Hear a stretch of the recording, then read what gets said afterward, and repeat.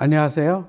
사단법인 한민족생활문화연구회 상임이사를 맡고 있는 송준석입니다.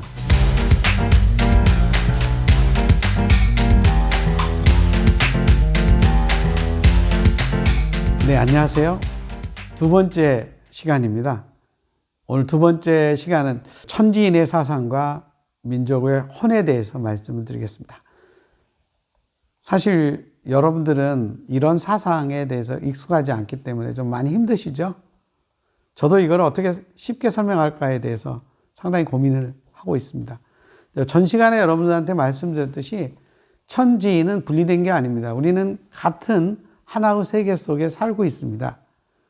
그렇기 때문에 사실 가장 중요한 것은 이 천지인이 얼마나 조화롭게 서로 어울려서 상징성을 가지면서 서로를 보완하고 서로에게 도움을 주고 서로의 관계성을 잘 아는 것이 여러분 중요하다고 생각합니다.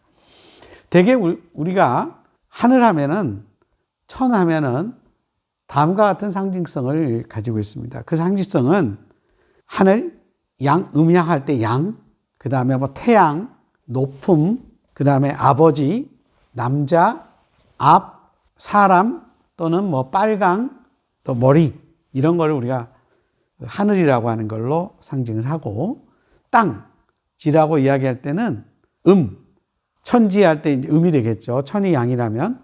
그 다음에 달, 천이 해라면 땅은 달. 그 다음에 천이 높다면은 땅은 낮음.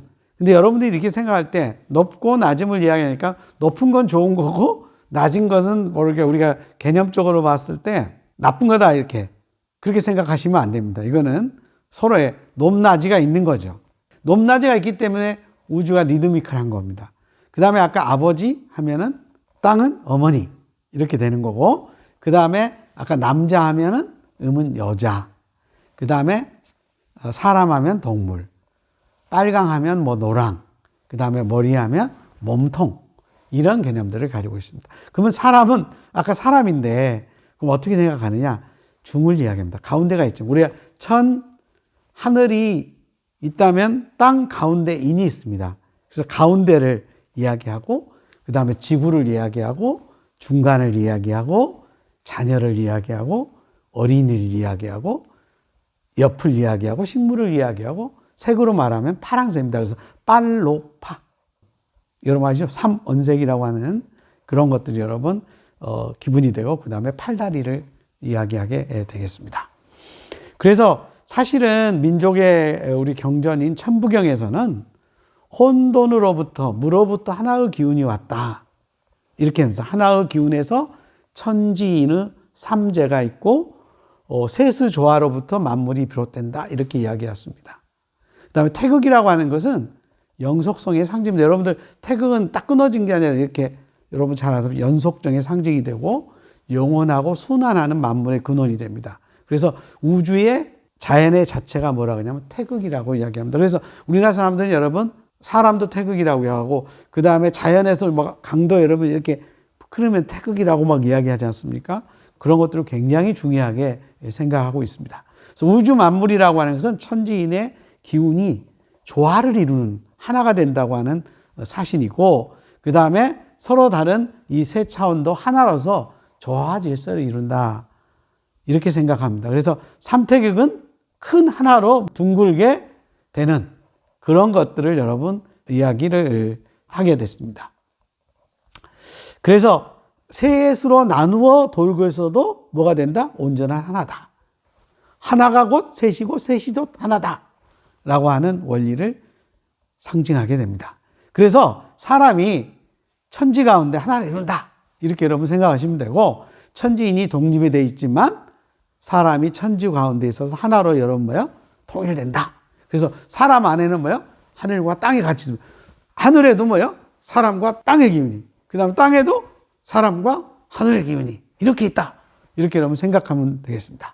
그래서 우주가 생성하고 유지하고 여러분 소멸되는 과정은 바로 천지인의 원리고, 천지인의 삼극이 바로 만물의 근원이다. 이렇게 여러분 생각하시면 되겠습니다.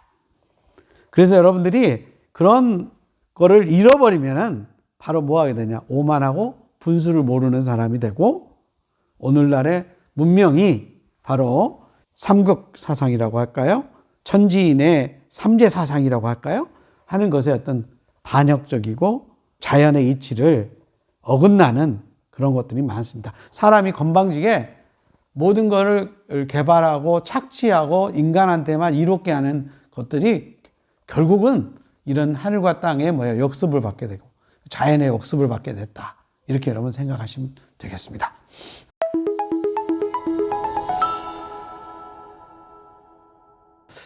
두 번째는 우리가 민족의 원은 뭘까라고 이렇게 생각하면 되겠습니다. 우리 민족의 원은 지난 시간에도 여러분 이야기했지만 광명계천입니다. 하늘 길을 열었죠. 빛으로서. 그 다음에 홍익인간입니다. 아까 제가 뭐라고 그랬습니까? 널리 인간을 이롭게 하는 이기적인 것이 아니라 뭐예요? 널리 이롭게 하는 인간. 그 널리 이롭게 하는 인간은 뭐예요? 하늘과 땅을 존중할 줄 아는 인간. 이렇게 생각합니다. 그 다음에 이화세계라고 하는 것은 이치하고 세상을 교화하면서 산다. 이렇게 여러분 생각하시면 됩니다. 이게 여러분 누리사상입니다. 발계사상입니다. 비스사상입니다. 어둠을 물어내는 사상입니다. 그렇다고 해서 어둠이 필요 없는 건 아닙니다. 어둠과 빛은 같이 양존하면서도 빛에 의해서 지혜를 얻고 광명을 얻는 그런 것을 여러분 이야기합니다. 그래서 우리나라 사람들이 하늘을 연다라고 하는 또 바로 그런 뜻으로 받아들이면 되겠습니다. 어둠의 세계에서 밝음의 세계로 밝은 의식을 얻는다. 이렇게 여러분 생각하시면 됩니다. 그래서 아까 제가 이야기했지만 홍익사상도 널리 인간을 이롭게 한다라고 하는 개념이 아니고 뭐예요? 널리 이롭게 하는 인간.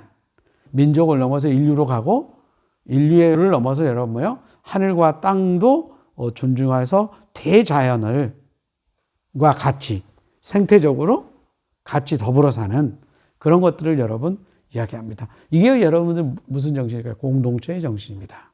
그 공동체 정신은 인간끼리 우리의 것만 이야기하는 게 아니라 자연과 다 같은 공동체다. 한 식구다. 한 가족이다.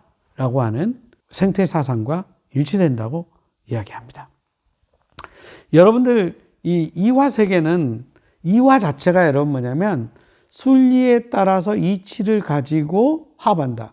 그 말은 무슨 말이냐면 어떤 권위주의를 가지고 인간을 억누르고 짓밟고 그런 게 아니라 순리에 의해서 움직인다 라고 하는 걸 얘기합니다. 그럼 너도 존중하고 나도 존중하고 그 다음에 나도 없고 너도 없는 한 가족이라고 하는 우리의 개념이고 삶과 죽음도 여러분 뭐야 하나의 똑같은 그러니까 잘 사는 개념은 잘 죽는 개념으로 연결이 됩니다.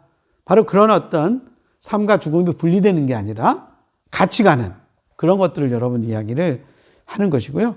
그 다음에 다툼보다는 우리가 서로 논의하고 이치에 맞는 이야기를 하고 거기에서 교화를 하고 가장 좋은 것은 뭐예요? 스스로 깨닫는 거겠죠. 이거를 여러분 이야기합니다. 그래서 우리나라의 민족의 어떤 정신은 영적인 진화, 그 다음에 이치에 맞는, 그 다음에 공동체적인 삶을 주창하는 것이었다고 여러분 보시면 되겠습니다. 그래서 여러분들이 옛날에 보면 마치 우리가 곰에서 태어나고 막 이런 식으로 이야기하는데 저는 이렇게 생각합니다. 곰의 귀한 정신.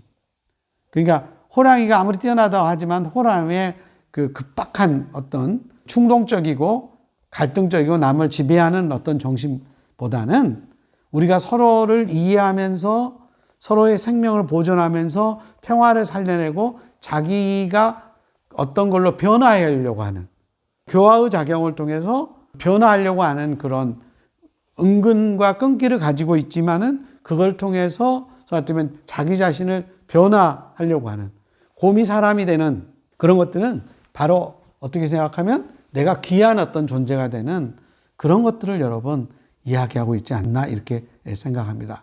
여러분들 단군 신화 이야기하면 여러분들 중에서 그거는 역사적 사실이 아닙니다 라고 이야기하실 수도 있습니다. 근데 저는 그렇게 생각하지 않습니다.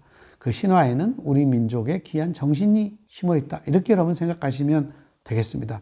경첸 애인하는 어떤 정신, 홍익인간 하는 정신, 그 다음에 이화세계하는 정신 이런 것들을 우리 홍익 인간의 정신에서, 고전의 정신에서 배웠으면 좋겠다. 이런 말씀을 드리겠습니다. 자, 오늘 두 번째 시간 여기서 마치겠습니다. 감사합니다.